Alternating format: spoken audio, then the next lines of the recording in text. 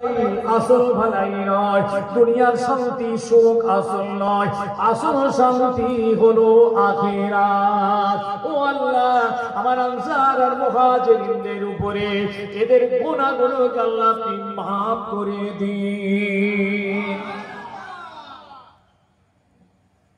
গজওয়ে খন্দক যুদ্ধ পরীক্ষা খনন হয়ে গেল, মাটি কোড়া কমপ্লিট। কি হায়ান, কি দূরদর্শিতা, কি ডিফেন্স, কি কলাকৌশল। খালি নবী বলেছে নামাজ পড়ো, দেখেছেন নামাজ পড়ো রোজা রাখো, না, প্র্যাকটিক্যাল এসেছেন। দেখুন বর্তমান পরিস্থিতির মোকাবেলা করার জন্য রাসূল সাহাবীদের নিয়ে তার কৌশল তৈরি করতেন। পরীক্ষা খনন হয়ে গেল, দুশমনরা এসে হাজির উপারে, সাহাবীদের নিয়ে রাসূলের পারে, মাঝখানে পরীক্ষা। ওরা তো এসে অবাক, এই কি পরিকল্পনা জীবনে দেখিনি, এ কি ধরনের ডিফেন্স বলে একে। আর এত ভৌগোলিক চাহিদায় রাসূল এটা করেছিলেন। একদিকে পাহাড়, একদিকে এই গর্ত, একদিকে সাহাবীরা, একদিকে দুশমনরা। দারুণ ভৌগোলিক চিন্তা ভাবনা করে হুজুর এই নকশাটা করলেন। ভাই কথা বুঝতে পারছি? ব্যাস ওপারে এসে গেছে, এসেছে দেখছেন এমন একজন ব্যক্তি সে ডাকছে, সে চেষ্টা করছে ঘোড়াটাকে এপারে আনার। লোকটার বয়স হচ্ছে 90 বছর। কত বছর? 90 বছর বয়স। আমর বলে নাম। একা লোকটা 100 লোকের সঙ্গে মোকাবিলা করতে পারে। এরকম একজন বীর পাহালবান ডাকছে মোকাবিলা, এসো। কিন্তু ওকে তো পার হতে হবে। এ মাথা ও মাথা করছে, এ মাথা ও মাথা করছে, এ মাথা ও মাথা করছে। কোন জায়গা দিয়ে পার করবো? ঘোড়াটা ভয় কেছে পড়ে যায় যদি গাড়িটা, আর পড়লে আর উঠতে পারবে। এইরকম এই মাথা ও মাথা করতে করতে একটা জায়গা দিয়ে ও কিন্তু ঘোড়াটাকে পার করে দিয়েছে। যেই রাসূলুল্লাহর দিকে চলে এসেছে, পার হয়ে পারে এসে বলছে এসো, কে আছে? মোকাবেলার জন্য চলে এসে মোকাবেলার জন্য ডাকছে। আল্লাহ নবী লক্ষ্য করে দেখলেন এমন একজন বাহাদুরি পার এসে গেছে এবং মোকাবেলার জন্য ডাকছেন। আল্লাহ নবী ওই সময় আওয়াজ দিলেন, ওয়া মাসাবিরা, কে আছো বাবা, এসে এসো। কে আছো বাবা, এসো, এই আমার সঙ্গে মোকাবেলা করতে হবে, তাড়াতাড়ি বেরিয়ে এসো। আল্লাহ নবীর এই ডাক শুনে সাহাবীদের ভিতর থেকে সর্বপ্রথম দাঁড়িয়ে বললেন হযরত আলী কারামাল্লাহু ওয়াজহু, শেরে খোদা আলী রাদিয়াল্লাহু দাঁড়িয়ে বললেন, ইয়া রাসূলুল্লাহ আলী হাযা, হুজুর আমি এই মোকাবেলার জন্য তৈরি রয়েছি। কে বার হলেন? কে? আল্লাহ নবী বলেন, বাবা আলী তুমি বসো, তোমার বয়স কম, তোমাকে ওই পাহালওয়ান বাহাদুরের সঙ্গে দেওয়া যাবে না। বসে পড়লেন। খালি মোহাব্বত এইখানটা নয়, এটা তো একটা মোহাব্বত দেখাচ্ছে। আবার যেই রাসূলুল্লাহ মসজিদে নববীতে গিয়ে ইমামতি জায়গায় দাঁড়িয়েছেন, আল্লাহু আকবার, এসব জলিলকাদের সাহাবীরা পিছনে এসে দাঁড়িয়ে গেছেন, আল্লাহু আকবার। আর আমাদের মোহাব্বত, আমাদের পীর মুর্শিদ নামাজ পড়তে মসজিদে ঢুকলো, মুরিদ কিন্তু ওইদিকে চলে গেল। তাই কি ভুল বলছি? আরে হুজুর নামাজ পড়তে মসজিদে যাচ্ছে তো মুরিদও তো যাবে। হুজুর সারা রাত ওয়াজ করলো, আমরা আলেমে হাক্কানি নায়েবে নবী ওয়ারাসাতুল আম্বিয়া সারা রাত ওয়াজ করেছেন, পর পর বক্তা এসেছেন, আপনারা সারা রাত ওয়াজ শুনেছেন। এইবার হুজুর ফজরের আযান হয়েছে, যেই নামাজ পড়তে দাঁড়িয়েছে সব শ্রোতা ওই দিকে ব্যাক মেরেছে। কি ভাবছেন কে বাঁচাবে আপনাকে আমাকে? নবী পাক সাল্লাল্লাহু আলাইহি ওয়াসাল্লাম যেমন, শুনে দেখুন, যেমন আল্লাহর জিহাদের ময়দানে রাসূল গেছেন, দ্বীনের দাওয়াত দিয়েছেন, ব্যবসা বিজনেস করেছেন, ছেলে মেয়ে বিবি বাল বাচ্চাদের লালন পালন করিয়েছেন, যুদ্ধের ময়দানে গেছেন, আবার আল্লাহকে ভয়ও করেছেন।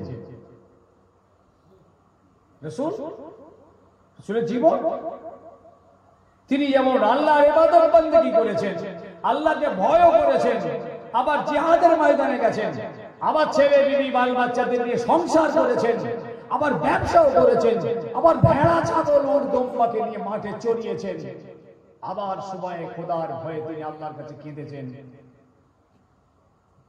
আমাদের অবস্থাটা কোনখানটা আপনি একটু বলুন না, বলুন আমরা কোনখানটাই বলি।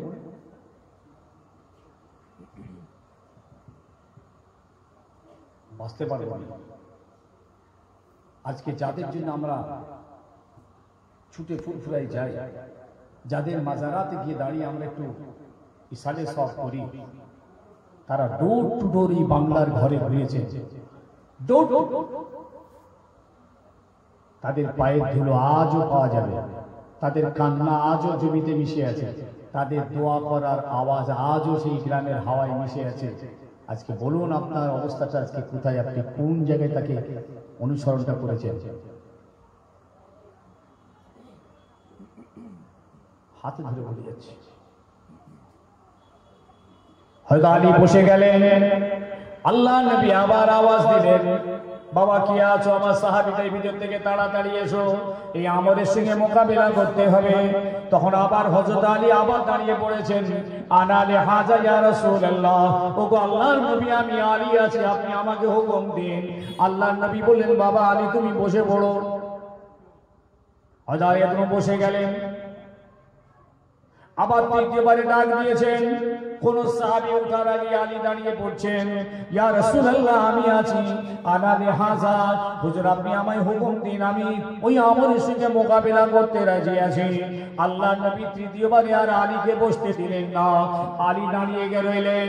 রাসূল পাক সাল্লাল্লাহু আলাইহি ওয়াসাল্লাম নিজের মাথার মোবারক পাগড়িখানা হযরত আলীর হাতে মাথায় বেঁধে দিলেন। বলুন একবার সুবহানাল্লাহ। হযরত আলীর মাথায় রাসূলুল্লাহর পাগড়ি বেঁধে দেওয়া হলো, গায়েতে লোহার পোশাকটা পরিয়ে দেওয়া হলো, রাসূলুল্লাহর হাতের জুলফিকার তলোয়ারখানা হযরত আলীর হাতে দিয়ে দেওয়া হলো। হযরত আলী যোদ্ধা সেজে গেলেন,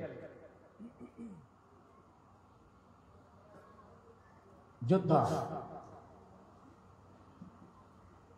আলী রাসূল দোয়া চাইছে, আল্লাহ এই খান্দাকের ময়দানে আমি যেন আমার আলীকে না হারিয়ে ফেলি, আল্লাহ আপনি আসমান থেকে রহমত দয়া করুন।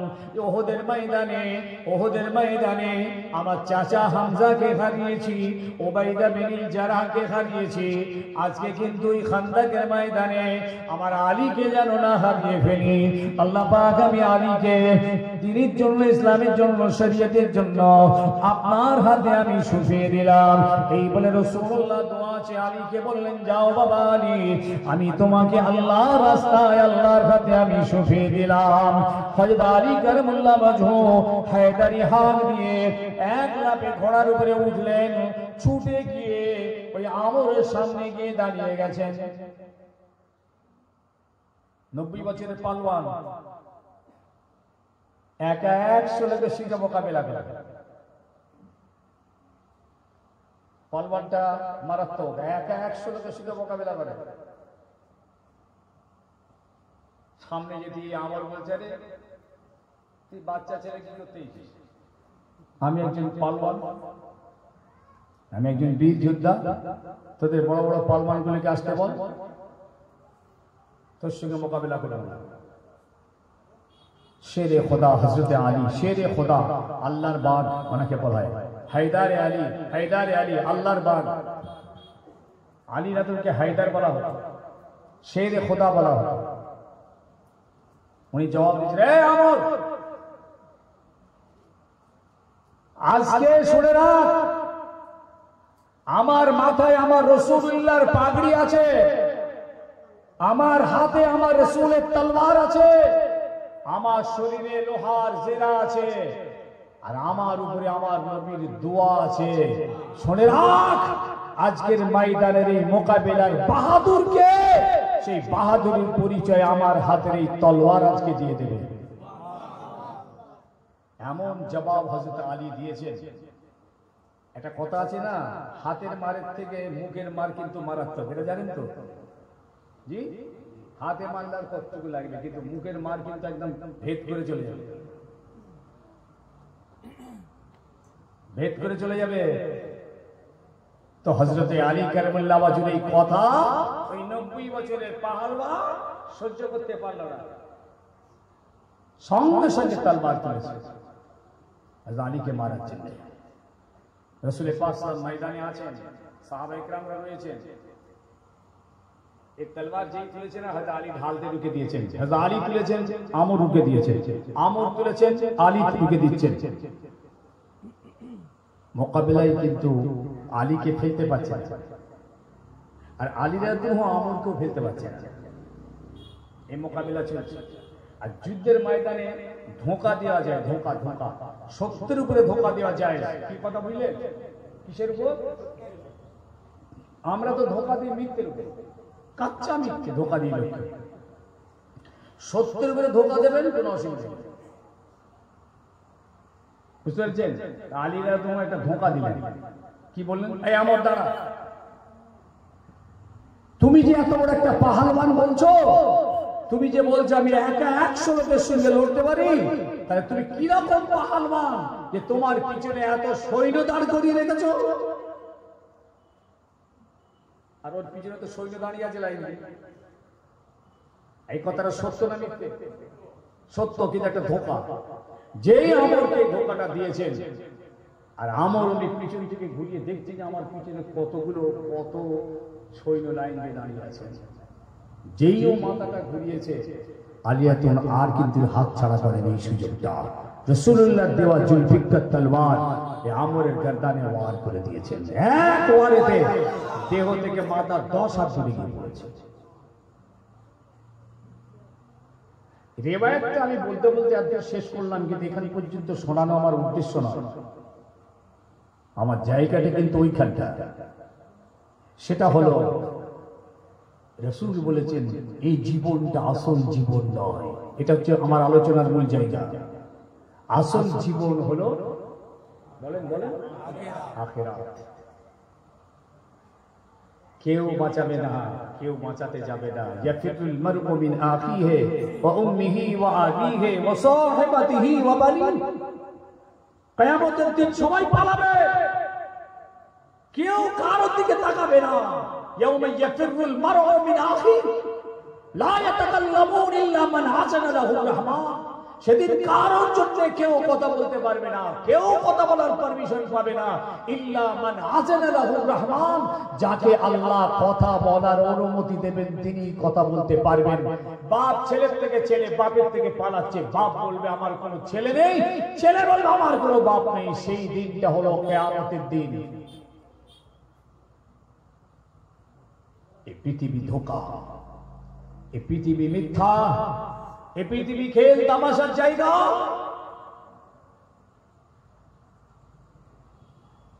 আল্লাহ পাক কোরআন পাকের ভিতরে আবার ঘোষণা দিয়ে জানিয়ে দিলেন, ও আমার বান্দা ভালো করে মনে রেখো, সুইয়্যিনা লিন-নাসি হুব্বুশ শাহাওয়াতি মিনান নিসা ওয়াল বানিন ওয়াল কানাতিরিল মুকান্তারা মিনাজ যাহাব ওয়াল ফিদ্দা ওয়াল খাইলিল মুসাওওয়ামাতি ওয়াল আনআম যালিকা মাতাউল হায়াতিদ দুনিয়া ওয়াল্লাহু ইনদাহু হুসনুল মাআব।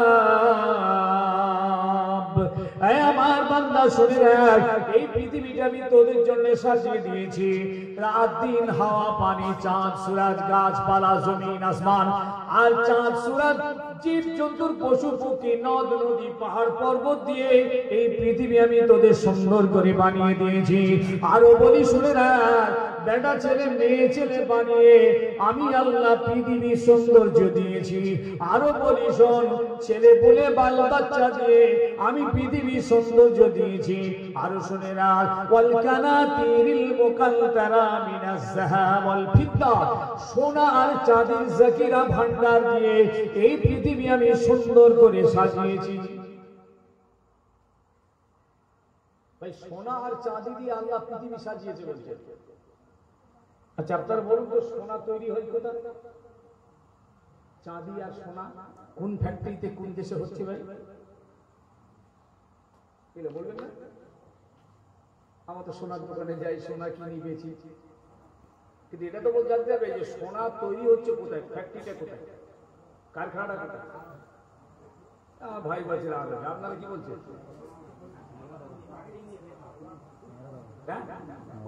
মাটির নিচে ওইখানে কারখানা আছে, ওই কারখানাটা কে চালাচ্ছে? والكناتير المقنطرة من الذهب والفضة। যে খোদার সোনা নিয়ে আজকে বাহাদুরি করি, যে খোদার বানানো চাঁদি নিয়ে, রূপ নিয়ে, মাটির নিচে তেল তৈরি হচ্ছে, এ খোদা বানিয়েছে তেল। মাটির নিচে লবণ, মাটির নিচে কয়লা, মাটির নিচে সোনা, মাটির নিচে চাঁদি, মাটির নিচে হাজারো খনিজ দ্রব্য রয়েছে, সেসব আল্লাহ পাকের তৈরি। আল্লাহ বলছে সব আমার, আমি পৃথিবী সাজিয়েছি তোদের জন্য। ঘোড়া, উট, ওয়াল খাইল মুসাওয়ামা ওয়াল আনাম, উট আর ঘোড়া দিয়ে আমি পৃথিবী সৌন্দর্য করেছি। তবে মনে রাখবি যালিকা মাতাউল হায়াতিদ দুনিয়া, এটা কিন্তু দুনিয়ার সম্পদ। এত কিছু বলে, এত শুনিয়ে, পৃথিবীর এত সাজগোজ করে দিয়ে খোদা কি বলছেন? এটা কিন্তু দুনিয়া। আসলটা আল্লাহু ইন্নাহু হুসনুল মাব, আসল ঠিকানা, সুন্দর ঠিকানা, আসল জায়গা হলো আখিরাত। বাবাজি, ইমানদার তো দুটো ভাবনা ভাববে ভাই, দুনিয়া আর আখিরাত। কটা ভাববে? দুনিয়া আখিরাত। আর পৃথিবীর সব জাত খালি দুনিয়ার ভাবনা ভাবে। ইমানদার দুটো ভাবে। কটা ভাবে? দুনিয়া আর আখিরাত, দুটো নিয়ে ইমানদারদের জীবন, দুটো নিয়ে ইমানদারদের জীবন। আর ইমানদারদের জীবনও হলো দুটো, একটা হলো এই যে জীবনে আমরা বেঁচে আছি, আর একটা হলো আখিরাতের জীবন, আলেমে বারজাখের জীবন, কিয়ামতের ময়দানের জীবন। আর এই পৃথিবীতে যে জীবন নিয়ে বেঁচে আছি এর একটা জীবন, কিন্তু সারা পৃথিবী দুটো ভাবে না, তারা একটাই ভাবে, একটাই চিন্তা তাদের। আমাদের দুটো চিন্তা, একটা পৃথিবীতে বেঁচে থাকার চিন্তা, আর একটা কবর, মাশালে ময়দান, সেখানে বাঁচার চিন্তা। দুটো চিন্তা নিয়ে আমাদের জীবন, দুটো জীবন আমাদের, দুটো ভাবনা আমাদের। ইমানদার দুটো, কিন্তু একটা নিয়ে ব্যস্ত।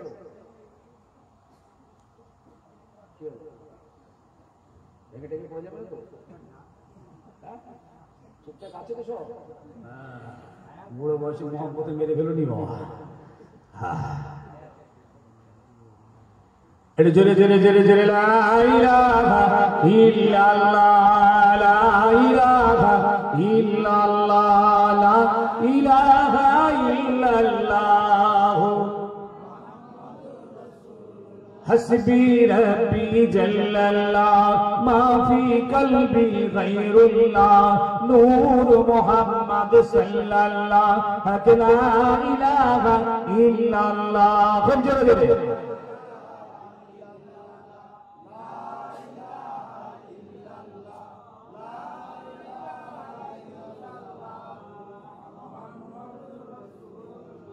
कलमा হবে গোরের বাতি, কলিমা বিনা নাই গতি, কলিমা পড়ন দিবারাতি, কলমা হবে নাজাতের বাতি।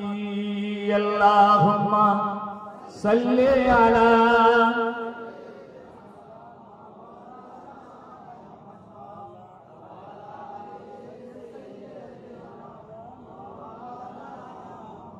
হ্যাঁ বাবাজি, আল্লাহর দয়া শুনে রাখেন। আল্লাহর যে দয়ার ভালোবাসা, একটা হচ্ছে আম, একটা হচ্ছে খাস। আম কিরকম? যেমন পানি, সব বাইরে, হাওয়া সবাইয়ের জন্য, তাই তো নাকি? কিছু খাস ব্যাপার আছে, আছে কি? আল্লাহ এখন পানি দেন, এরকম কিছু আছে নাকি? এটা নামাজির জমি, এতে পানি দিবি, বেনামাজির জমিতে পানি দিবি, এরকম কিছু আছে নাকি? এটা মুসলমান, ওটা নাস্তিক, এরকম কিছু নেই। তো এটা হচ্ছে আল্লাহর আম। আল্লাহ পাক পানি দেন, হাওয়া দেন, আম ভাবে, রাত দিন, চাঁদ সূরজ, দেখছেন তো, নদ নদী, সব পৃথিবীর সব জাতির জন্য, সব জীবের জন্য। কিন্তু কিছু আছে খাস, সেই খাস রহমত, দয়ার মেহেরবানিটা হলো ঈমানদারদের জন্য। বলুন আলহামদুলিল্লাহ। ইবাদতের জন্য, আল্লাহ পাকের খাস নিয়ামত এবং রহমত। রহমত আল্লাহ পাকের খাস, এটা কিন্তু সবাই জন্য। কিরকম ইমানদারদের জন্য আল্লাহ পাকের কত দয়া, দেখেন কত ভালোবাসেন তিনি। ছোট্ট করে দুটো একটা খালি বলে দিই। আমি তো এই জন্য বলি যে আমরা বীর, শুনছেন, আমরা বীর, বীর ধর্মের বীর মুসলমান। আমরা আমাদের গার্জেন আছে, আমরা গার্জেনহীন নয়। আমাদের আল্লাহ, নবী, রসুল, কোরআন, হাদিস এসব আমাদের সংবিধান। আমরা বাঘের মতো বীরের মতো চলছি। কিন্তু দুর্ভাগ্য, আজ সমাজের কিছু মুসলমান এরা আজকে ওদের অনুকরণে চলে গেছে,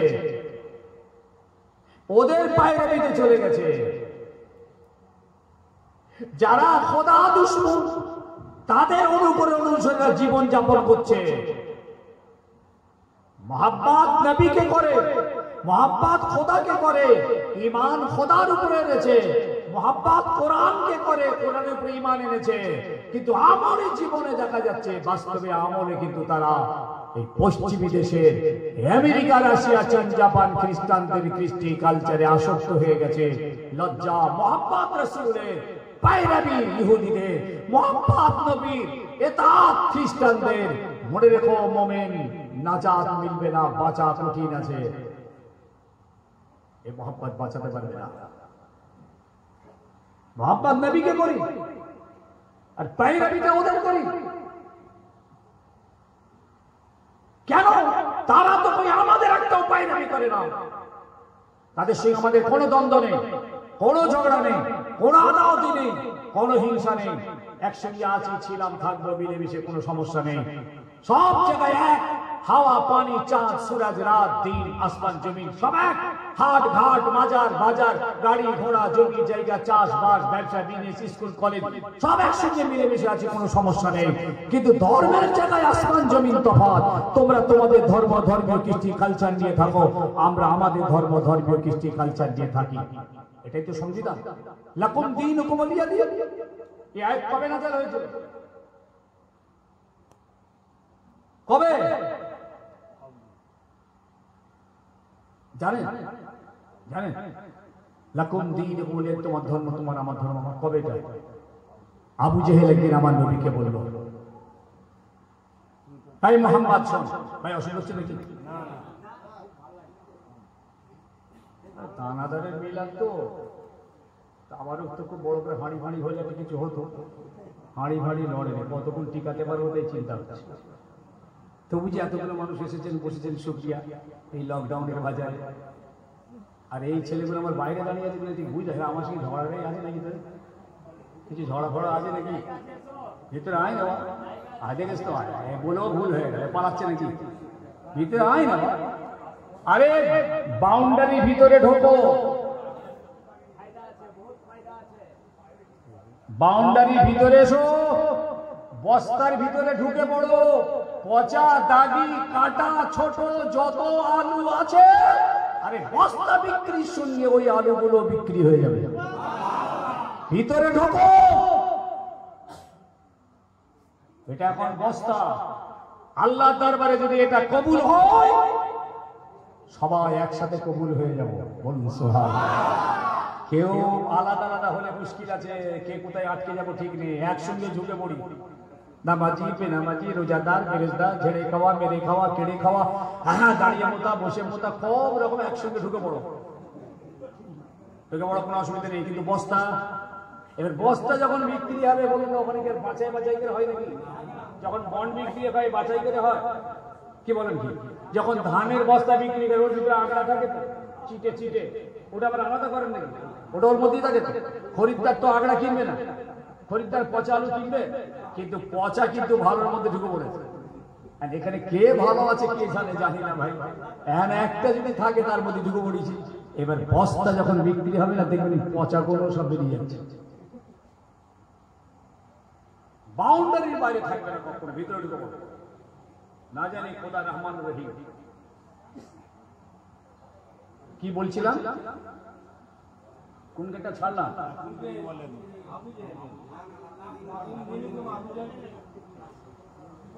মোটামুটি ঠিক আছে, ব্যাটারি বসেন, সে 2:30-3টে বাজে না হয় দূর খুলেই গেছে। আবু জেহেল এসে আমার নবীকে বলছে, মুহাম্মদ এক কাজ কর, তুমি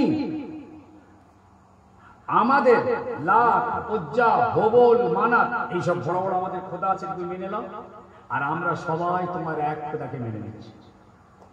প্রস্তাবটা দেখেছে? কোনো সমস্যা থাকবে না। তোমার সঙ্গে যে আমাদের যে দ্বন্দ্ব ঝগড়া চলছে এটা থাকবে না।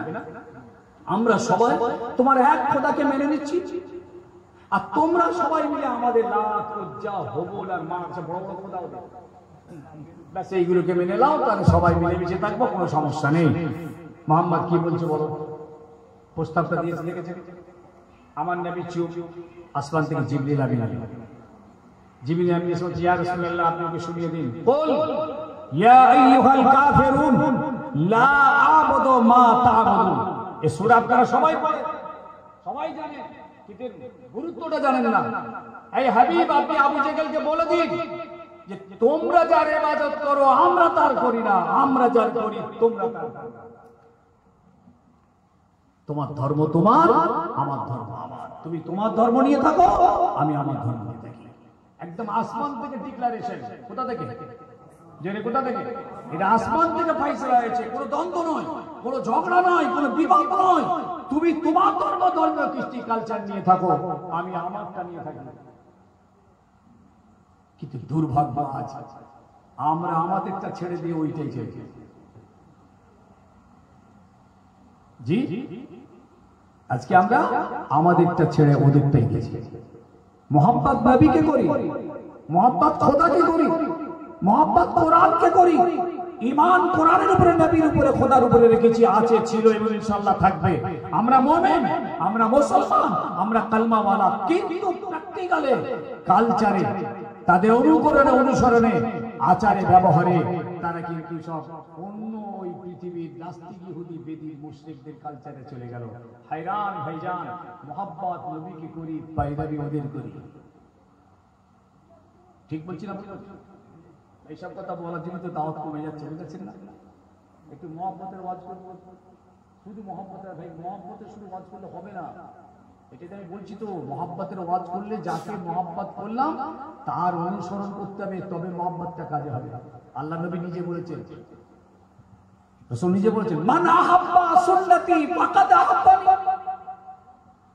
ওয়া মান আহাব্বানি কানা মাই ফিল জান্নাহ। যারা আমার সুন্নাতকে ভালোবাসবে তারাই আমাকে ভালোবাসবে। নবী কিন্তু প্রথমে বলেননি যারা আমাকে ভালোবাসবে, কথা বলেননি। নবী প্রথম বলছেন যারা আমার সুন্নাতকে ভালোবাসবে, ফাকাত আহাব্বানি, তারাই তো আমাকে প্রকৃত মহব্বত করেছে। ওমান আহাব্বানি, এইভাবে যারা আমাকে মহব্বত করবে, কানা মাই ফিল জান্নাহ, তারা আমার সঙ্গে দয়ার জান্নাতে বসবাস করবে। বলুন, রাসূলের কথা তো, আমার কথা আমি বলছি না। কিন্তু আমরা বলছি মহব্বত আগে নবীকে করব। আমল সুন্নতের হয় হবে না, না হবে মহব্বত নবীকে করব, হবে না ভাই। সাহাবায়ে কিরামরা যেমন মহব্বত করেছিলেন তেমন আমলও করেছিলেন। আল্লাহু আকবার। মহব্বত করেছেন, আমলও করেছেন। যেই সূর্যের দিকে তাকিয়েছেন নামাজের ওয়াক্ত, তখন তো ঘড়ি ছিল না, সূর্যের ঘড়ি, যেই তাকিয়েছেন উট, ভেড়া, ছাগল, দম্বা ছেড়ে দিয়ে, মাঠে ময়দানে কাজ ছেড়ে দিয়ে, বাজার ঘাটে ব্যবসা বিজনেস ছেড়ে দিয়ে, ওই অবস্থায় ফেলে রেখে সব ছুটে এসে মসজিদ নববীতে নামাজে দাঁড়িয়ে আল্লাহু আকবার। যেই ইবতিদা আল্লাহু আকবার, সাহাবীরা পিছনে আল্লাহু আকবার। বড়রা প্রথমে, যুবকরা তারপর, বাচ্চারা তারপর, মহিলারা তারপর, সব নামাজে দাঁড়িয়ে। আবার নামাজ শেষ, ফান্তাশিরু ফিল আরদি ওয়াবতাগু মিন ফাদলিল্লাহ। আল্লাহ বলেন নামাজ হয়ে গেছে, বেরো, মসজিদে ঝামেলা করবি না, মসজিদে থাকবি না, মসজিদে বিরক্ত করবি না, মসজিদ থেকে বেরিয়ে পড়। ওয়াইজা কদিয়াতিস সালাতু ফান্তাশিরু ফিল আরদি ওয়াবতাগু মিন ফাদলিল্লাহ। যা বেরিয়ে গিয়ে আমি তোদের জন্য রিজিকের ব্যবস্থা রেখেছি, আমি তোদের রিজিকের মালিক, তোরা সেই রিজিকের সন্ধানে চলে যা, আমি তোদের রিজিকটাকে বাড়িয়ে দেব। কিন্তু দুর্ভাগ্য, রিজিকের পিছনে ছুটিছি কিন্তু মসজিদে আসে। খোদা বলছে মসজিদে আয়, এসে রেজেকে যা, আমি যদি রেজেক বাড়িয়ে দেবো। আর বান্দা কি করেছে? রেজেকের বাড়াতে গিয়ে মসজিদ ছেড়ে দিয়েছে। তাই কবি বলছেন, ভুল গয়ে ইনসান খোদা কো, भूल गए इंसान खुदा को, फिक्र रोजी में ख्याल रिज़्क़ है, रज़ा का ख्याल नहीं। भूल गए इंसान खुदा को, फिक्र रोजी में ख्याल रिज़्क़ है, रज़ा का ख्याल नहीं। बुझे गেল নাকি? কি হলো? বুঝে গেল কথাটা ঠিক না ভুল? রেজেকের সন্ধানে খোদা ভুলে গেছি। সব সময় মাথাতে রেজেক খেয়ালের হচ্ছে, রেজেকের, রাজ্জাকের কথা খেয়াল নাই। কে রেজেক দেবে আপনাকে? আল্লাহ বলেন আমি ইন্নাল্লাহ ইয়ারযুকু মান ইয়াশাউ বিগাইরি হিসাব, আমি যাকে চাই বেহিসাব আমি রিজিক দান করি। রিজিক আমার হাতে, তোদের হাতে। ইজ্জত আমার হাতে। ওয়াতুইজ্জু মান তাশা ওয়া তুযিল্লু মান তাশা বিয়াদিকাল খায়র। মনে রাখবে ইজ্জতের মালিক আমি। যাকে ইজ্জত দেব কেউ বেইজ্জতি করতে পারবে না, আবার যাকে আমি বেইজ্জতি করব তাকে কেউ ইজ্জত দিয়ে রাখতে পারবে না। এই তো আমাদের বিশ্বাস। পৃথিবীর কোনো জাত এটা মানে না, আমরা মানি। এই জন্য আমরা বীর, এই জন্য আমরা ইমানদার, এই জন্য আমরা মুমিন। আমাদের উপরে আল্লাহর কত দয়া দেখো। আচ্ছা ভাই বলুন তো, ধরুন আপনাদের এই নারায়ণ পাকড়িয়ায় এই গ্রামের একটা মুসলমানের কথা বলছি, মুসলমান কিন্তু নামাজ, রোজা, হজ, যাকাত, কুরবানি, দান, খায়রাত, একটা ভালো কাজ নেই তার জীবনে, একটাও ভালো কাজ নেই। শুধু অন্যায়, জুলুম, অত্যাচার, সুদ, ঘুষ যা আছে সবে আছে, একটা ভালো কাজ নেই। গ্রামের মানুষ খুব ঘৃণা করে তাকে। চুরি, ডাকাতি, খুন, খারাপি, রাহাজানি, মেরে নেওয়া, কেড়ে নেওয়া, জিনা, ব্যভিচারী কিচ্ছুতে বাদ নেই। গ্রামের লোক তার উপরে অসন্তুষ্ট, অতিষ্ঠ হয়ে গেছে। এখন লোকটা গ্রামে মারা গেল, গ্রামের একটা লোক তাকে চাই না। এখন মারা গেছে লোকটা, কি হবে? এখন কি করবে?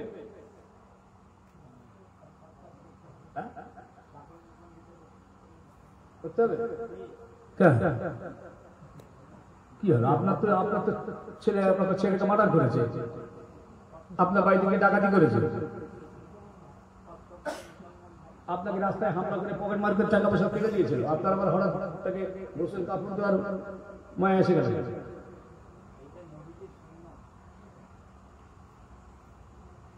দেখেছেন তো? আমরা পারবো না। জান ফেলে দেন, সমুদ্রে ভাসিয়ে দেন, জঙ্গলে ফেলে দেন, চ ঘরে ঘরে টেনে টেনে নিয়ে গিয়ে মাটি করে পুঁতে দিয়ে গিয়ে ঝামেলা বালা, বালা গেল, গ্রাম ঠান্ডা হলো। কিন্তু পাচ্ছি না, পারবো না। কেন না? এটা শরীয়তের সংবিধান।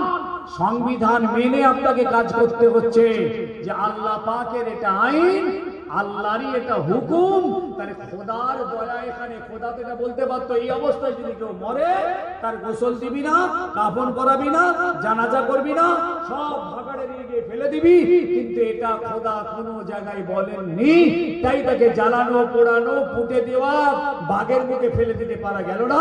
তাকে গোসল দিয়ে, সাবান মেখিয়ে, উজু করিয়ে, কাফন করিয়ে একদম সুন্দর সাজে সাজাতে হয়েছে আপনাকে। এটা কার দয়া? কথা বলা আপনার দয়া নাকি? হ্যাঁ, দেখেছেন তো?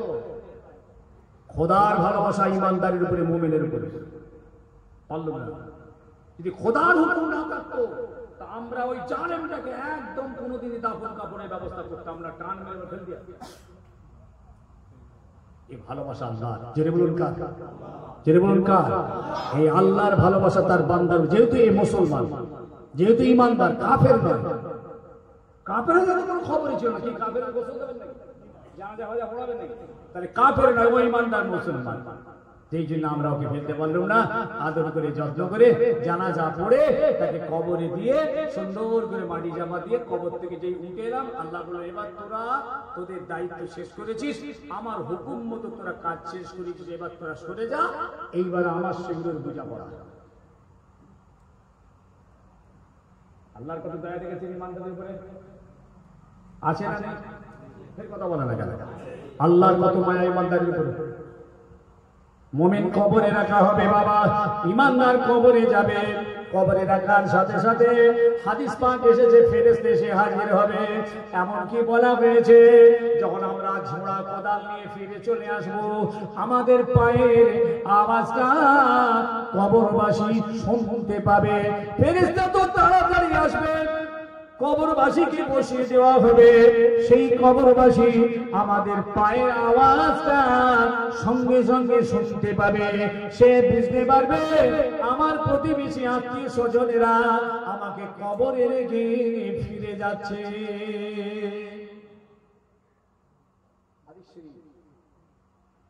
তাদের পায়ের মিয়ারের আওয়াজ শুনতে পাবে।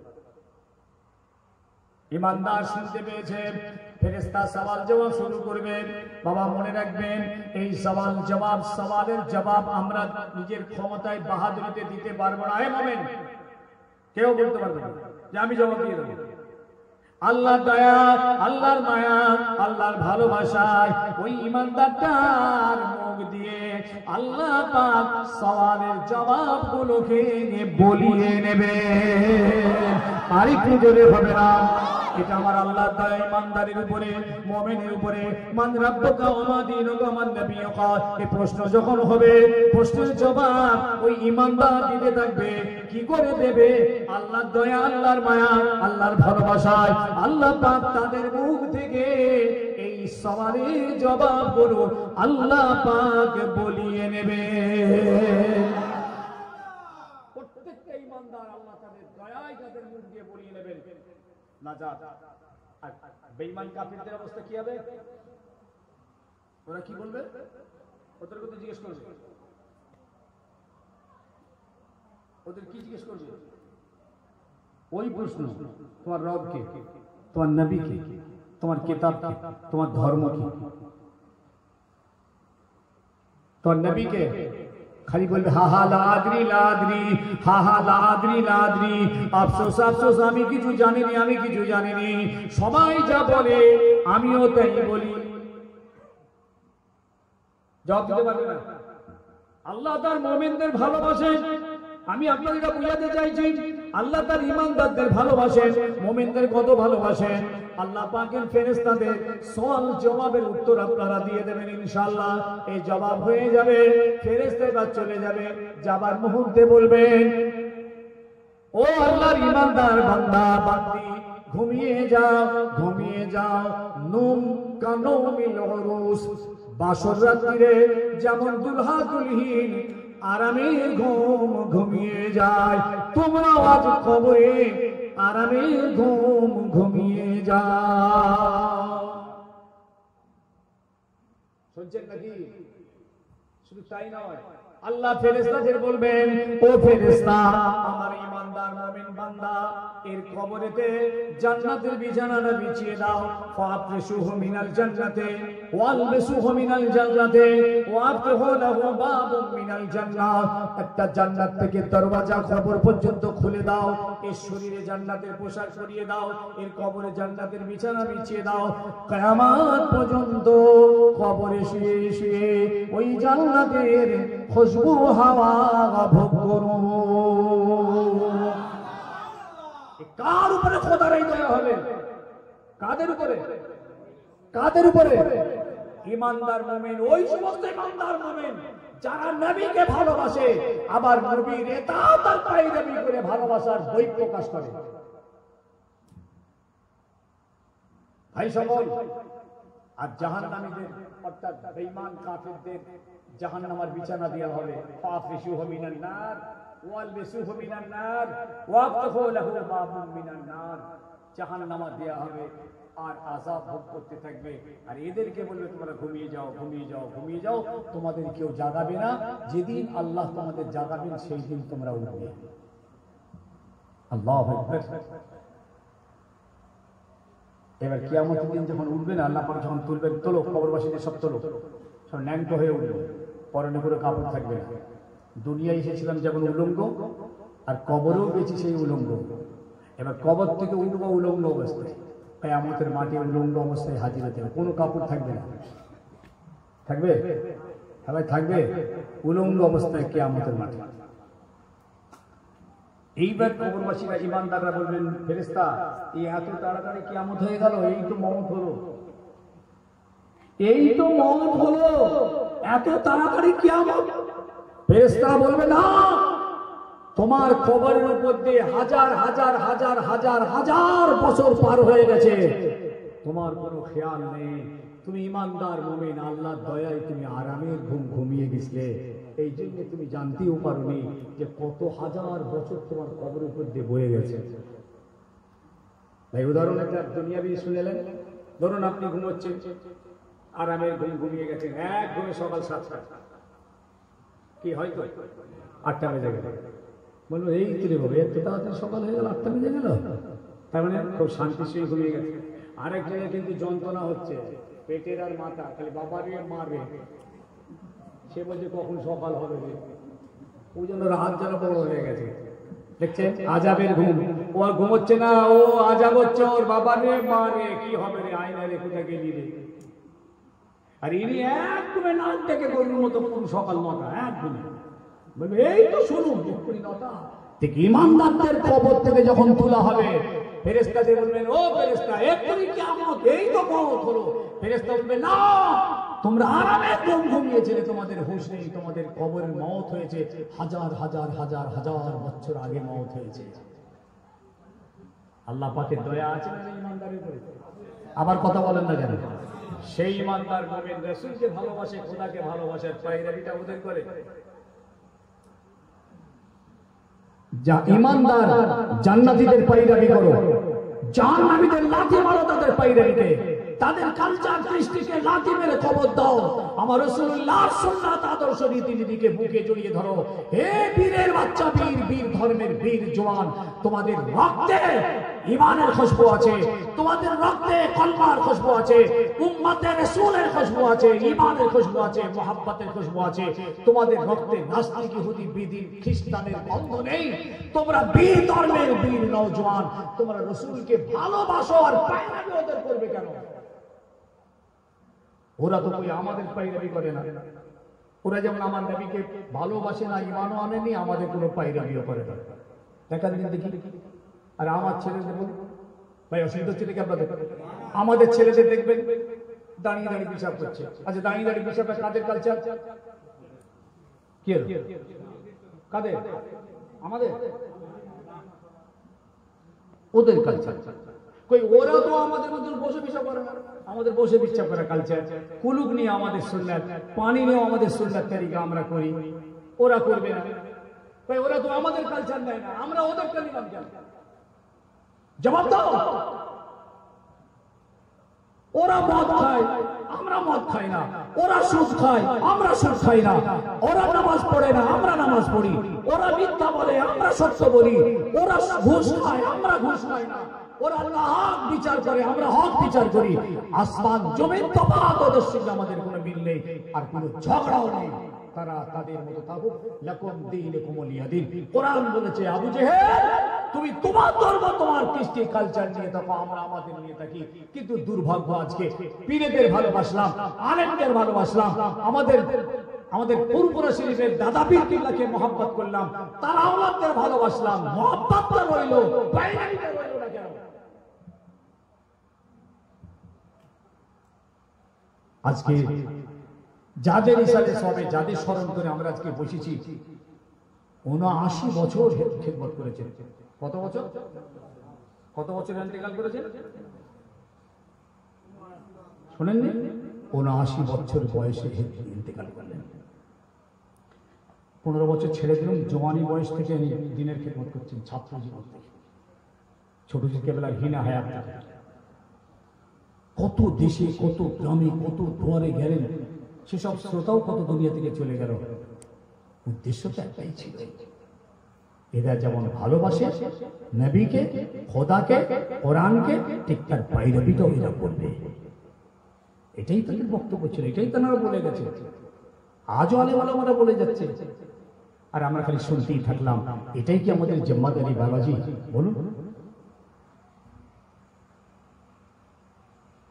কিয়ামতের মাঠে ওটা হবে, বিচার হবে, ফয়সালা হবে। শোনেন সংক্ষেপ, বিচার ফয়সালা হবে। ইমানদারদের আল্লাহ পাক জান্নাত দিয়ে দেবেন। মনে রাখবেন আমরাই জান্নাতি। জোরে বলি ইনশাআল্লাহ, চিৎকার করে বলি ইনশাআল্লাহ। এই যুবকরা বলো ইনশাআল্লাহ, আমরা হচ্ছি জান্নাতি। পৃথিবীর কোনো জাত জান্নাতে যেতে পারবে না। জান্নাতে যদি যাই তো আমরা যাবো, বলুন ইনশাআল্লাহ। কেন বলুন তো ভাই? সারা পৃথিবীর ভিতরে আল্লাহ একজনকে ধরুন জান্নাত দিয়েছেন। কত কথা উদাহরণ দিচ্ছি, একজনকে জান্নাত দিলেন সারা পৃথিবীর ভিতরে, সে ব্যক্তিটা কে হতে পারে?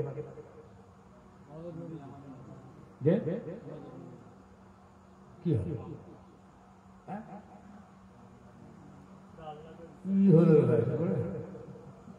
কেন একজনই যাবে নাকি? আমি একটা উদাহরণ পেশ করে আপনাদের বুঝাতে চাইছি। ধরুন পৃথিবীতে যত কোটি কোটি মানুষ এসেছেন চলে গেছেন, আল্লাহ একজনকে জান্নাত দেবে। কে হতে পারে? বাহ, আপনারা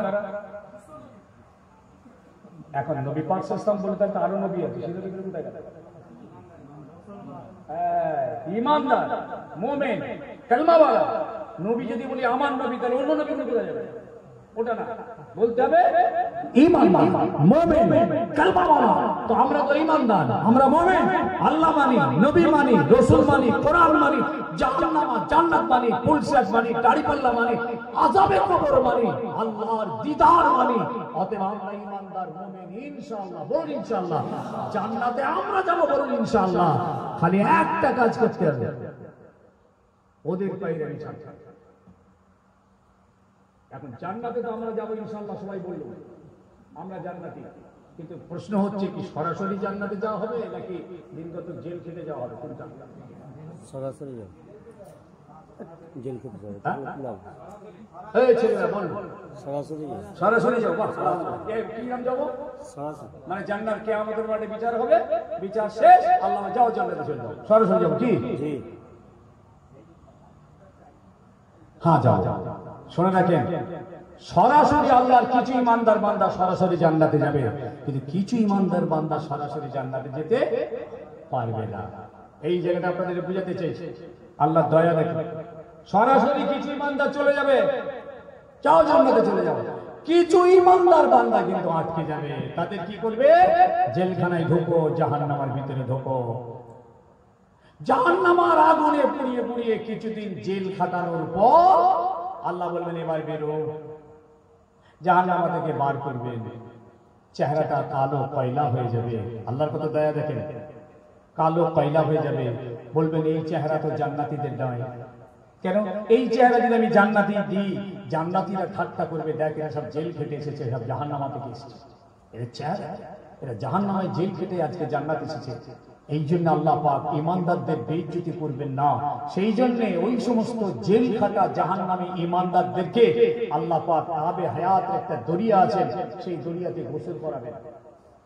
আর যেই ডুব দিয়ে উঠবেন, সঙ্গে সঙ্গে তাদের চেহারাটা পূর্ণিমার চাঁদের মতো উজ্জ্বল হয়ে যাবে।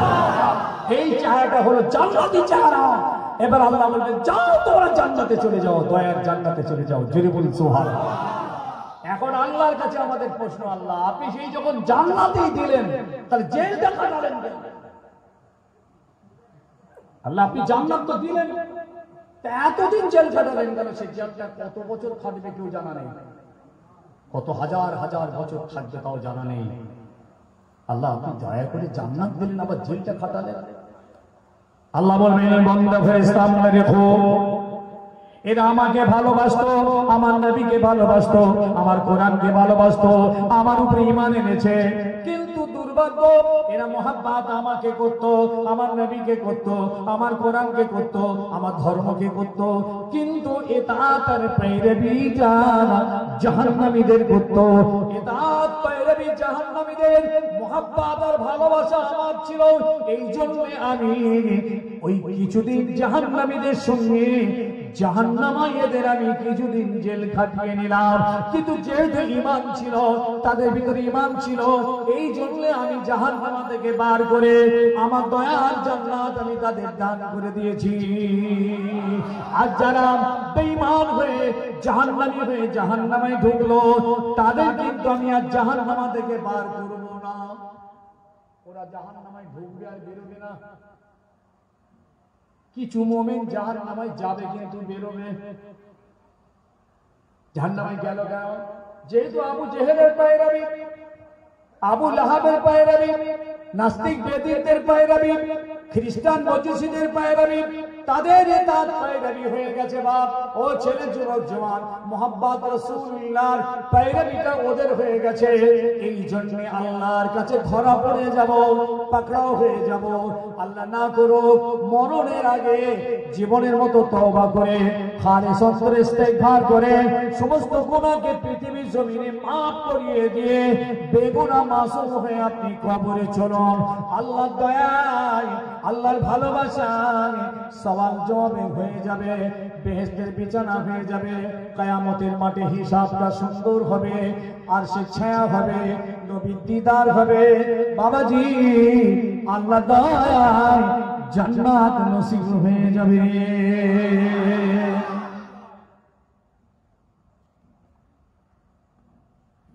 খুব আফসোস, পীর মাশায়েখরা নিজেদের কথা বলে না, আলেমে হাক্কানীরা নিজেদের কথা বলে না, এরা হচ্ছে আল্লাহ রাসূলের কথা বলে। এই জন্য নায়েবে নবী বলা হয়। এরা নবীর কাজ করে। কারা? আলেম শুধু বলছে না, আলেমে হাক্কানী। এটা মনে রাখবেন, আলেমে হাক্কানী, নায়েবে নবী, এরাই ওয়ারাসাতুল আম্বিয়া। এদের সামনে কোরআন নাযিল হয়েছে, ইন্নামা ইয়াখশাল্লাহ মিন ইবাদিহিল উলামা। আলেমে হাক্কানী আল্লাহকে ভয় করে। আল্লাহ নিজে বলছেন, ইন্নামা ইয়াখশাল্লাহ মিন ইবাদিহিল উলামা। আলেমে হাক্কানী আল্লাহকে ভয় করে। আলেমে হাক্কানীদের দায়িত্ব অনেক, অনেক দায়িত্ব। নবীর যেমন দায়িত্ব ছিল, নবী তার উম্মতকে হেদায়েতের পথ দেখিয়ে জাহান্নাম থেকে বাঁচিয়ে জান্নাতের প্রতীক বানানো যেমন নবীর দায়িত্ব ছিল, সাহাবাদের ছিল, তাবেঈনদের ছিল, তাবে তাবেঈন, বুজুর্গানে দ্বীন, আইম্মায়ে মুজতাহিদিন, তরিকার বড় বড় ইমাম মুহাদ্দিসিনদের ছিল। ঠিক সেই রকম আলেমে হাক্কানীদের দায়িত্ব হলো সমাজকে হেদায়েতের পথ দেখিয়ে, হেদায়েতের রাস্তা দেখিয়ে, নাজাতের পথ দেখিয়ে, জান্নাতের পথ দেখিয়ে তাদেরকে জান্নাতি বানানো এবং আল্লাহর সঙ্গে তাদের সম্পর্ক তৈরি করা। ফুরফুরা শরীফের কাজও তাই। ফুরফুরা কাউকে ঠকায় না, ফুরফুরা রাজনীতি করে না, ফুরফুরার সঙ্গে কারো দুশমনী নেই। ফুরফুরার কাজ হলো আল্লাহর সঙ্গে বান্দার সম্পর্ক তৈরি করা। কি কাজ? কি কাজ? ফুরফুরার কাজ হলো আল্লাহর সঙ্গে বান্দার সম্পর্ক তৈরি করা। দাদা পীর কেবলা তাই করে গেছেন, বান্দাকে আল্লাহর সঙ্গে সম্পর্ক তৈরি করে বড় বড় ফকির, বড় বড় ইমাম, বড় বড় পীর, বড় বড় বুজুর্গানে দ্বীন, বড় বড় দরবেশ, বড় বড় ফকির, সব বড় বড় আলেমে হাক্কানী তৈরি করে গেছেন দাদা পীর কেবলা রাহমাতুল্লাহ আলাইহি। আবার ছেলেদের বলছি, ভাইদের, বাবাজিদের, মহাব্বত করেন হাক্কানী পীরকে, করবেন, আমিও করি, আমারও পীর। আমরা হক পীর পেয়েছি। কিছু আছে লোক আবার পীর বললে কপাল ছিটকে আকাশে পড়ে, পীরের নাম শুনলে গা জ্বলে। কি সফলতা! কেন পীরের মধ্যে কেন রাগে? যদি হাক্কানী পীর হয় এর উপর রাগ হবে কেন? দাদা হুজুর কেবলাকে পর্যন্ত ছোট করে কথা বলে কিছু মানুষ আছে, জানেন? দাদা পীর কেবলা সামনে বিয়াদবি কথা বলে। আল্লাহ পাক জানিয়েছেন, যারা আমার আলেমে হাক্কানী, নায়েবে নবী, আমার পছন্দিদা আলেমদের সঙ্গে যারা দুনিয়াতে দুশমনী আর আদাওয়াতি করে, ঘৃণা করে, তাদের প্রতি আদাওয়াতি রাখে, তারা যেন তৈরি থাকে কিয়ামতের দিন আমি আল্লাহ আমার সঙ্গে লড়াই করার জন্য তারা যেন তৈরি থাকে। কেন বাবা? ফুরফুরা শরীফকে নিয়ে আমি বলি, ফুরফুরার দাদা পীর কেবলা রাহমাতুল্লাহ আলাইহি বা যে সমস্ত পীর হযরতরা চলে গেছেন, এরা কি কোনোদিন বলেছেন নাকি যে তোরা আমার মুরিদ হয়ে যা, আমার ভালোবাস, আমরা তোদের জান্নাত দিয়ে দেব? বলেছেন? এরকম কেউ বলেছেন নাকি? খুব কঠিন সমস্যা। এই জন্য এদেরকে বলি, ওইসব হুজুর কেবলাদের ওয়াজ কিছু কিছু এখনো ক্যাসেটে পাবে। বড় হুজুর কেবলার ওয়াজ, মেজু হুজুর কেবলার ওয়াজ, ছোট হুজুর কেবলার ওয়াজ, এই ওয়াজগুলো তোমরা শোনো যে হুজুর কেবলারা কি ওয়াজ করে গেছিলেন, কেমন ওয়াজ করেছিলেন, তাদের গলা কেমন ছিল, কি বলতেন, শুনতে চায় না। এই জেনারেশনটা তো আমাদের তো লেটেস্ট গুলোকে পেয়েছে, মুরব্বী হুজুরদেরকে পায়। এই ছোট হুজুর কেবলা রহমাতুল্লাহ আলাইহি আমার বলতেন, বাবা তোমার আব্বার সঙ্গে আমার কত মহব্বত জানো, রক্ত দিয়ে চিঠি লিখতাম তোমার আব্বা। মসজিদে বসে আছেন, আমাকে বলে এই আঙ্গুল কেটে রক্ত বেরোচ্ছে, এই রক্ত দিয়ে তোমার আব্বাকে আমি চিঠি লিখেছি।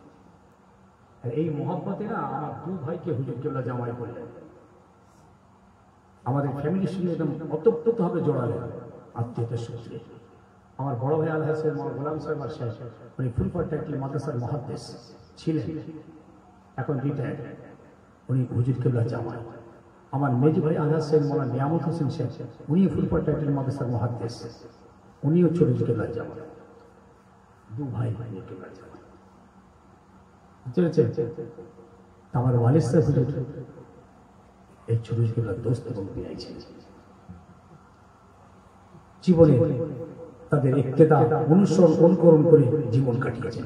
খলিফাদের জীবন দেখুন ঠিক সেইভাবে কাটিয়ে গেছে। অতএব আমি আমার ভাইদের ছেলেদের বলছি, হক পীর ধরে আছো তোমরা, যে যাই বলো, হক ইমাম ধরে আছো, খালি আমলি জীবনটা তৈরি করে নয়, আমলি জিন্দেগি। কেউ কিন্তু আমাদের পাশে বাঁচাতে আসবে না, কেউ বাঁচাতে যাবে না। রসুল পাক সাল্লাল্লাহু আলাইহি ওয়াসাল্লাম নিজে ফাতেমাকে বলছেন, ফাতেমা তুমি রাসূলুল্লাহর মেয়ে, আমি তোমার জন্য আল্লাহর কাছে বলতে পারি, কিন্তু তুমি তোমার নিজের আমলটা নিজে করে নাও। আমি তোমাকে জান্নাতের গ্যারান্টি দিতে পারবো না, তুমি নিজের আমল নিজে করো। তোমার জন্য দোয়া চাইতে পারি, কিন্তু নিজেকে বাঁচাবার জন্য নিজে আমল করো। আল্লাহ রাসূল একদিন কাঁদছেন, কি বলছেন জানেন? লাদরি লাদরি আনা রাসূলুল্লাহ মা ইউফআলু বি ওয়ালা বিকুম, লাদরি লাদরি আনা রাসূলুল্লাহ মা ইউফআলু বি ওয়ালা বিকুম। আমি জানি না, আমি জানি না, আমি মুহাম্মদুর রাসূলুল্লাহ, আল্লাহ পাক আমার সঙ্গে কি রকম ব্যবহার করবেন তোমাদের সঙ্গে নয়। কেন তোমরা তো নবী নও, তোমরা তো রাসূল নও, তোমাদের তো কোনো দায়িত্ব ছিল না। আল্লাহ পাক আমার উপরে দায়িত্ব দিয়েছিলেন 30 পারা কোরআন পাকের, আমি কেমন ভাবে সেটা আদায় করতে পেরেছি, ঠিক ভাবে আমি আল্লাহর বান্দাদের কাছে, আমার উম্মতের কাছে আমি ঠিক পৌঁছে দিতে পেরেছি। কেন? আমি জানি না, আমি জানি না, আমি জানি না। লাদরি লাদরি আনা রাসূলুল্লাহ মা ইউফআলু বি ওয়ালা বিকুম, আমার সঙ্গে কেমন ব্যবহার করা হবে তোমাদের সঙ্গে নয়। আল্লাহ রাসূল বলেন আমার সঙ্গে কিরকম ব্যবহার করা হবে তোমাদের সঙ্গে নয়। আমার খুব চিন্তা হয়। ভাই সকল, হাতে ধরে বলে যাচ্ছি, সোনার ছেলে যুবক, একটাই কথা আজকে বলছি, পীর মাশায়েখকে আমরা ভালোবাসি, ঠিক জায়গায় আছি, ঠিক পথে আছি, অন্তর দিয়ে ভালোবাসুন। মুনাফিকি ভাব যেন আমাদের মধ্যে না আসে, সামনে একরকম পিছনে একরকম না। ভালো যদি বাসো তো অন্তর দিয়ে বাসো এবং তাদের ইত্তেবার অনুকরণ এবং পায়রাবিটা করো। কেউ নেই পাশে, জি। আর এই বলে যাচ্ছি, মোহাব্বত রাসূলের হবে, মোহাব্বত নবীর হবে, মোহাব্বত কোরআনের হবে, আর ইতাআত আর পায়রাবিটা ওদের হবে, ওদের হবে, ওদের সঙ্গে কোনো তাল্লুক নেই। আশ্চর্য, ওরা আমাদের একটাও নাই না, একটাও নাইনি দেখার একটা, কিন্তু আমরা ওদের নিয়ে বসে আছি। আমাদের সঙ্গে কোনো দ্বন্দ্ব নেই, আমরা শ্রদ্ধা করি তাদের। হিন্দু ভাইদের আমরা ভালোবাসি, মিলেমিশে আছি, মিলেমিশে থাকবো। ও এক শ্রেণীর অসভ্য সমাজের কিছু বদমাইশ জন্ম নিয়েছে, তারা বিভ্রান্ত ছড়াচ্ছে সারা জায়গায়। আমরা সেদিকে কান দিই না, আমরা সেসব কথায় কর্ণগোচর করি না। আমরা ভ্রাতৃত্ব, ভালোবাসা, প্রেম প্রীতি নিয়ে আমরা দেশবাসী, একই জনগণ, একই সংবিধান, একই আইন মেনে আমরা চলি। আমরা ভারতের সংবিধান মেনে চলি। অতএব আমাদের সঙ্গে পৃথিবীর এদের কারও কোনো দ্বন্দ্ব নেই। কথা ঠিক কিনা? কথা বলেন না কেন? খালি তারা তোমরা তোমাদের ধর্ম নিয়ে থাকো ভাই, কোনো সমস্যা নেই, আমরা আমাদেরটুকু দিয়ে থাকি। কিন্তু আজ যখন আমরা আমাদেরটা ছেড়ে দিয়ে যখন ওই দিকে পাই, তাহলে আল্লাহ আমাদের সকলকে সেই সমাজ বোঝ নসিব করেন, আপনি সলিম দান করেন। বলুন আল্লাহুম্মা আমিন। একবার দরুদ শরীফ পড়েন, আল্লাহুম্মা সাল্লি আলা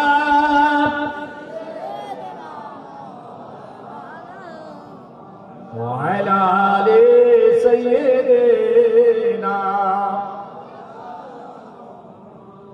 আল্লাহ নবী আল্লাহ নবী রওজা পাকের ধারে দাঁড়িয়েছে, একজন রাসূলুল্লাহর আশিক নাত করছে, রাসূলুল্লাহর রওজায়ে গম্বদে ফিতরার ধারে দাঁড়িয়ে নাত রাসূল করছেন মুহাম্মদ।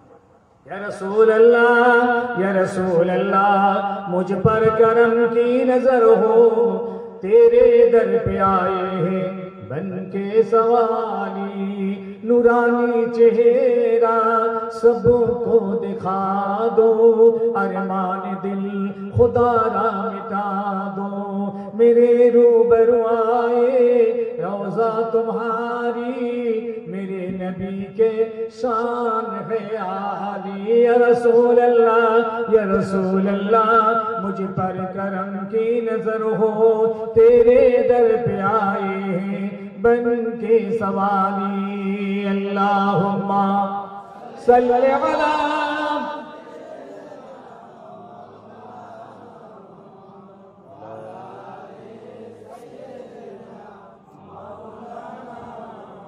कितनी है प्यारी रोजा को देखो, और दिलमा उन पर कुर्बान देखो, जन्नत से ठंडी हवा आ रही है, अल्लाह अकबर मेरे नबी के शान है निराली। या रसूल अल्लाह मुझ पर करम की नजर हो, तेरे दर पे आए हैं बन के सवाली, अल्लाहुम्मा सल्ली अला।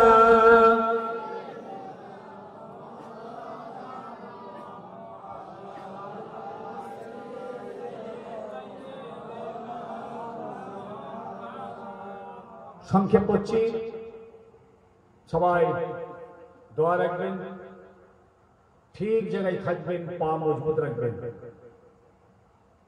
জগা খিচড়ি হবে, ক্লিয়ার থাকবেন যে আমরা ফুরফুরাকে ভালোবাসি। যদি আমজেদকে পর্যন্ত না হয় আমজেদের কাছে যাবেন না। আবার বলছি, আরেকজনের কাছে পর্যন্ত নেই তার কাছে যাবেন না, কিন্তু জমিন ছাড়তে পারবেন না। আবার বলছি, জমিন ঠকায় না, জমিন গাদ্দারি করে না, জমিন আল্লাহর সঙ্গে বান্দার সম্পর্ক তৈরি করে। আজকে যারা জমিনের নিচেই মাটির নিচেই আরাম করছেন তাদের কাছে যাবেন, তাদের ওসিয়তগুলো খেয়াল করবেন, তাদের জীবন যদি সামনে নেবেন। ছোট হুজুর কেবলার জীবনী আছে, কিনে নেবেন। বড় হুজুর, মেজ হুজুর, সেজ ছোট হুজুর সমস্ত জীবনী আছে, একটা করে জোগাড় করে নেবেন, পড়বেন। ফুরফুরা একের সময় বলে ফুরফুরা আর যাবো না, ফুরফুরা ছেড়ে দাও, ফুরফুরা আর কি আছে, আর কে কোথায় যাবে, কোথায় যাবে ফুরফুরা ছেড়ে? তাহলে বলে যান, পছন্দ হচ্ছে না ওনাকে, ওনার কথাবার্তা আমার আপনি তার কাছে যাবেন না, অসুবিধা নেই। কিন্তু আপনি হাক্কানি আলেম নায়েবে নবী, যাদের মেহনতে, যাদের খেদমতে, যাদের পায়ের ধুলোয়, যাদের চোখের পানিতে মানুষ মানুষ হলো, তাদের দরবার ছেড়ে দেবেন কেন? আর একটা বলে রাখি, অনেক কষ্ট করে ফুরফুরাই যান, আর আমরা অনেক কষ্ট করে আসি। এই দেখুন না, মোটরসাইকেল করে আসতে হবে, এরকম তো 2-4 দিন 6 দিন ঘুরলেই তো ঠান্ডা হয়ে যাবে। আপনাদের কাছে কিছুই মনে হয় না, কিন্তু আমাদের কাছে একদিনে মোটরসাইকেল চাপতে না, যেন পাহাড় মনে হয়। গাড়িতে উঠি, আপনাদের দোয়া আছে, গাড়ি যেখানে নামলাম, জলসা উঠলাম, আবার নেবি গাড়িতে দেবো। কারণ আপনাদের এলাকায় এলে কিন্তু ও কোথাও কোথাও সবাই হেঁটেও যেতে হবে, ভ্যানে উঠতে হবে, আবার মোটরসাইকেলে উঠতে হবে, কোথাও হেঁটে পানি তো নিয়ে পড়তে হতে হয়। অথচ আমরা যখন 24 পরগনার দিকে যাই, আবার এই মেদিনীপুর আর বাঁকুড়ার নাম করি, কি বলি আর যখন ডায়মন্ডে যাবো না, 5 ঘন্টা লাগবে ফুরফুরা থেকে যেতে। ক ঘন্টা? 5। বড়গেছি জ্যাম, ডুমজুড়ে জ্যাম, সাঁতরাগাছিতে জ্যাম, ওখানে সেই আপনার ওই ওই টোল ট্যাক্সে জ্যাম, ওখানে আপনার ওই ঠাকুরপুকুরে জ্যাম, বেহালাতে জ্যাম, ওইখানে ব্রিজ ভাঙা ঘোরো, এই করতে করতে করতে করতে একবার গিয়ে ওই আমতলায় ঠেকলাম, সেখানে জ্যাম 20 মিনিট। এবার ডায়মন্ডে যে থেকে সেখানে হাত নিয়ে চিতিয়ে গেল, ওয়াজ কি করবে, ওদের জোর হাত করে ফেলে। আমি ভাই আমাদের মেদিনীপুর ভালো, কোনো ঝামেলা নেই, গাড়িতে চাপি হাঁ হাঁ করে, সিগন্যাল ফিগন্যাল নেই, কোনো ঝামেলা নেই, হাইওয়ে রোড বেরিয়ে যায়। কিন্তু যখন গ্রামে ঢুকে পড়ি না, মন খারাপ হয়ে যায়। রেল লাইন টমকে পাথর ফাথর যদি হোবড়ে পড়ে যায় না, আমাদের সব ডায়াবেটিস এসব চামড়াগুলো না পেঁয়াজের খোলার মতো হয়ে গেছে, ছিলকে চলে যাবে ওই পাথর যদি পড়ে যায় একবার। শুধু পীর বর্ষকের দোয়ার আপনাদের ভালোবাসার দোয়াতে গড়ছে। বড় ভাই সাহেব ৭৯ বছর খেদমত করে গেছে, আল্লাহু আকবার। আল্লাহ সুস্থ রেখেছিলেন, একবারই শরীর খারাপ হয়ে গেল, দূরে গেছে একদম আর সময় দিলেন। উনি বলেছিলেন আমার আব্বা এই চাঁদের দুনিয়া থেকে চলে গেছে, আমার আমার বড় ছেলে এই চাঁদের দুনিয়া থেকে গেছে, আমার আম্মাজি এই চাঁদের দুনিয়া থেকে গেছে, আমিও জানো করছি মনে হচ্ছে চলে যাব। শেষ ওয়াজ উনি তালতলাহাটের পাশে একটা মহল্লা আছে, ওখানে করেছিলেন মহারানা। 2 ঘন্টার উপরে ওয়াজ করেছে, প্রায় 2.5 ঘন্টা। ওই জীবনের শেষ ওয়াজ ফুলফুরাতে। আর ছোট হুজুর কেবল রহমাতুল্লাহ আলাইহি তাআলা জীবনের শেষ ওয়াজ করেছিলেন তালতলাহাট বাজারে। তো ওনারা সব বললেন হুজুর আগামী বছর আপনি আসতে হবে। বাবাই বলেছিলেন যে বাবা আল্লাহ মিছিয়ে রাখলে আসবো, জানি না আর হবে কিনা, হায়াত থাকে হবে। তো ব্যাস ওই 1 সপ্তাহের ভিতরেই অসুস্থ হয়ে গেল। এমন মারাত্মক কিছু নয়, কিন্তু একটা শ্বাসকষ্ট শুরু হয়ে গেল। আল্লাহ পাক ওই ওসিলাই তুলে দিলেন। উনি বুঝতে পেরে গেছিলেন অনেক কিছু ব্যাপার আছে, অনেক কিছু কথাবার্তা উনি বলে গেছিলেন। মওতের আগে আল্লাহ পাক কিছু কিছু ইশারা আল্লাহওয়ালাদেরকে জানিয়ে দেন। মওত কখন হবে, কোথায় হবে, কেউ জানে না, কেউ জানে না। আল্লাহ নিজে বলেছেন, আল্লাহ নিজে বলেছেন, কেউ জানে না। ওমা তাদরি নাফসুম মাযা তাকসিবু গাদ ওমা তাদরি নাফসুম বিআইয়ি আরদিন তামুত। কোন জমিনে, কোথায়, কখন, কোন অবস্থায় আমাদের মৃত্যু হবে পৃথিবীর কেউ জানেনি আর জানবে না, একমাত্র আল্লাহ ছাড়া। যেটা বলুন কে জানে? আল্লাহ জানেন। কেউ, আল্লাহ নিজে বলছেন একমাত্র আমি জানি। 5টা জিনিস আমার হাতে আছে, কাউকে দিইনি। ইন্নাল্লাহা ইনদাহু ইলমুস সাআ, কিয়ামত কবে হবে এটা আমি জানি। ওয়াইনাজিলুল গায়স, পানি কখন কোথায় হবে এটা আমি জানি। ওয়ায়ালামু মা ফিল আরহাম, মায়ের রেহেমে কোন বাচ্চা কেমন হবে ওটা আমি জানি। ওমা তাদরি নাফসুম মাযা তাকসিবু গাদ, আগামীকাল তোমার রিজিকটা কোথায় আছে ওটা আমি জানি। ওমা তাদরি নাফসুম বিআইয়ি আরদিন তামুত, আর কোন জমিনে কখন কি অবস্থায় মৃত্যু হবে ওটা আমি জানি। কেউ জানে নাকি? কে কথা বলবেন? বলা যায় না, কেউ বলে ফেললেই হলো। আখিরি জামানা তো, বড় বড় কারামাত বুজুর্গি দেখালেই হলো। কে কোথা মরবে, হ্যাঁ হ্যাঁ আমার জানা আছে, আমি কোথায় মরবো, কবে মরবো। একজন কেউ যদি জানেন তাহলে উঠে আসে, জবরদস্ত আল্লাহর বলি ঠ্যাং ধরে মুড়ি ধরে পারবো না। তো বড় ভাই সাহেব কিছু কিছু ইশারা বলছিলেন যে মনে হয় আর থাকবো না। একটা দরজা ছিল বলে এটাকে ভেঙে বড় কর। সবাই বলছে কেন, এটা পরেই হবে। বলছি না না, কর না। ওনার বাড়িতে ঢুকতে গেলে এই সদর দরজা ঢুকে না, এরকম বাঁ দিকে ক্রস নিয়ে ফের ডান দিকে যাবে, গেছে ঢুকে। বড় ভাই সদর দরজাতে ঢুকলেন, এরকম পশ্চিম মুখে ঢুকলেন তো ঢুকে এরকম দক্ষিণ মুখে হয়ে যায়, ওই আবার আপনি। কিন্তু ও তো খাটিয়া বেরোবে না। উনি মৃত্যুর কয়েকদিন আগে বলছে যে একটা দরজা ছোট্ট মতো সরাসরি সোজা শিখছে, এটাকে ভেঙে ফেলে, ভেঙে বড় করে দেয়। লাশটা ওইখান দিয়ে বেরিয়েছে, ঘরের ভিতর দিয়েছে, ওই দর দিয়ে পুরো সদর দর দিয়ে বাইরে। সবাই পরে ভাবছে যে কেন উনি এই গেটটা খোলার জন্য এত ব্যস্ত হয়েছে। এগুলো হচ্ছে আল্লাহ পাকের একটা ইশারা। অনেক সময় অনেক মানুষ জানতে পারেন, আল্লাহ ওলিরাও জানতে পারেন, আল্লাহ পাক জানালে বুঝতে পারেন তারা যে এই অবস্থা হবে। সারা জীবন তিনি সবর আর ধৈর্যের উপরে অটল অচল হয়ে গেলেন। হকের উপরে কথা বলে গেছেন, ন্যায় কথা বলে গেছেন, ছেড়ে কথা বলতে পারেন। সত্যের উপরে দাঁড়িয়ে এবং হক এবং নাহা দুটোকে পরিষ্কার করে হতে সারা জীবন বলে গেছে মানুষের কাছে। আল্লাহ পাক তানার রুহের মাগফিরাত চাই, আল্লাহ তাআলাকে জান্নাত নসিব করেন। তানার বড় সাহেব দাদা চলে গেছেন 30 বছর। আব্দুল গফুর, আপনারা দেখেন 30 বছর আগে ইন্তেকাল করেছেন আব্দুল গফুর, হুজুরের বড় ছেলে। হালকা বয়সে চলে গেছেন, এই 20-22 বছর বয়সে ইন্তেকাল হয়ে গেলেন। একটা বাচ্চা দেখে, সে বাচ্চাটা আপনারা যে দেখেন তো দরবারে আছে, বড় হয়ে গেছে, পড়াশোনা শেষ করেছে, ওয়াজ রিসেট করে না, বলে দাদু যে ওয়াজ শেষ করবো না। অজের লাইনে যাবো না। তো কি করবে তুমি? তাহলে ব্যবসা ট্যাবসা চাকরি বাকরির দিকে থাকবে। বুঝতে পেরেছেন? একটাই ছেলে, আব্দুল গফুর, বড় ছেলে, 30 বছর আগে ইন্তেকাল হয়ে গেছে। এখন 2 ছেলে, আমার সাইফুল্লাহ বাবাজি আর তিবিয়ান বাবাজি, 2 ছেলে আছে, আর একটা পোতা।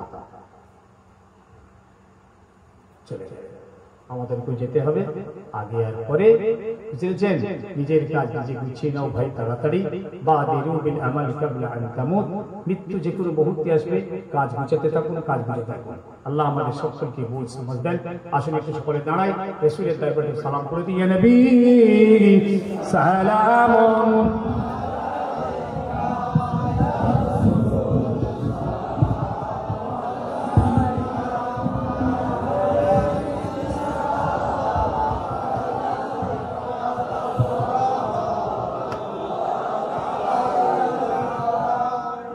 কাতার দেখ, যেমন ভাবে আছে ওইভাবে একটু কাতার দিয়ে দেন দেখি।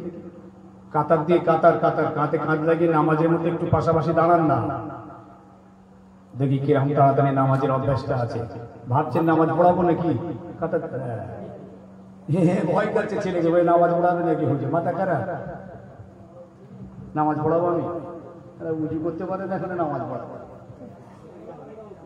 হয়েছে? মাঝখানটা ফাঁক করেছেন, ফাঁক রেখেছেন, ওদিকে বাইরে কাতার হয়েছে তো। তাই কচি করে একটু কাতার দিয়ে লাইন দে, দেখ না কি হয়। লাইনের কত মজাটা দেখ না, ভয় করছিস, অন্য জায়গায় তো লাইন দিস। হ্যাঁ,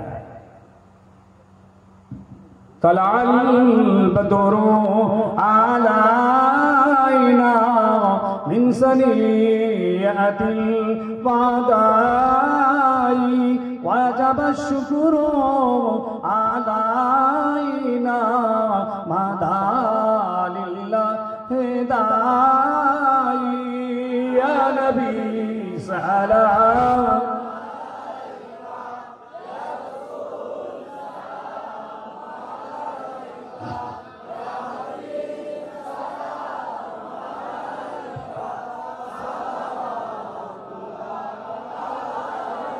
এ নবী লাও সালাম আমার, এ নবী লাও সালাম এ জালসাত, এ নবী লাও সালাম এ বাংলার আমরা যে অধম গুনাহগার।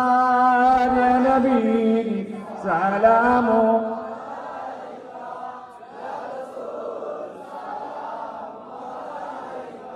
ইয়া হাবিব সালাম।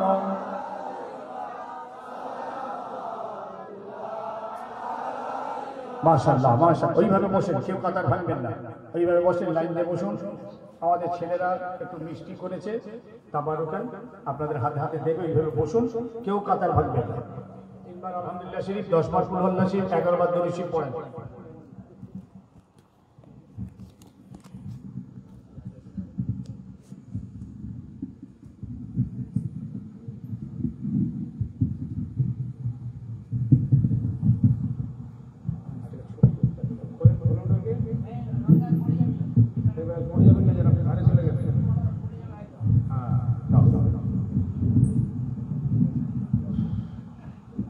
ভাই সাহেব